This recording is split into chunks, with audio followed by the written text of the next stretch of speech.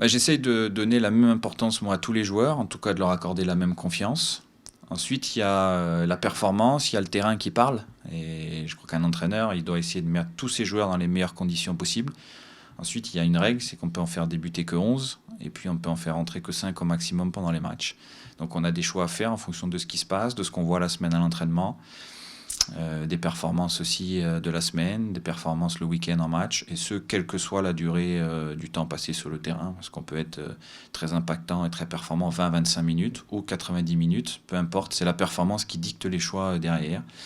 Donc, je n'ai pas accordé plus de confiance à Sani qu'aux autres en début de saison dernière. Simplement, lorsqu'il a eu l'opportunité de s'exprimer, il a saisi ces opportunités-là et il est devenu très régulier dans ses performances sur l'ensemble de la saison dernière. Maintenant, il faudra l'être tout autant cette année, parce que c'est ce que j'ai dit aux joueurs aussi en début de semaine.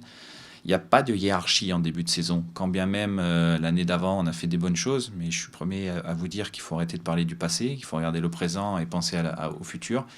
Mais dans mes choix, dans mes observations, c'est la même chose. J'oublie maintenant ce qui s'est passé la saison dernière parce que c'est terminé.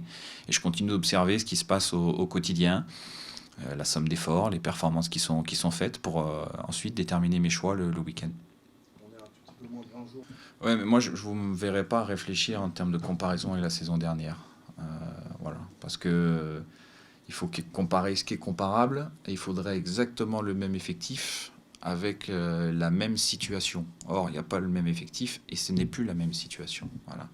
La situation du début de saison dernière, c'était une situation d'un groupe qui sortait d'une saison difficile, compliquée, avec un maintien qui est la dernière journée. La situation du groupe d'aujourd'hui, avec les problématiques que ça génère et les avantages que ça peut générer aussi. Et aujourd'hui, on sort d'une saison très aboutie avec un excellent résultat, avec les avantages que ça génère, mais aussi les problématiques que ça peut engendrer.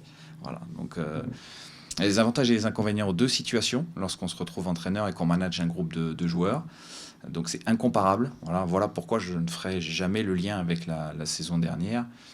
Et si on peut éviter de trop le faire ensemble, ça serait bien, parce que je pense que ça serait plus productif dans l'analyse. On doit être dans la projection et on doit être dans ce qui va se passer cette année, qui sera différent, très différent de ce qui s'est passé la saison dernière. D'avoir fait une excellente saison, c'est peut-être d'un excès de confiance, et puis d'oublier que l'année dernière, on a fait une performance exceptionnelle, et que par définition, ce qui est exceptionnel ne se renouvelle pas toujours dans le temps.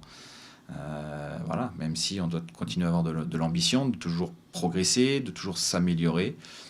Il ne faudrait pas que ça devienne la norme dans l'esprit de tout le monde, que le Racing ait fait cette saison-là. On aimerait bien renouveler ce type de performance, mais la concurrence est rude et le groupe est différent. Voilà, certains joueurs importants qui sont partis.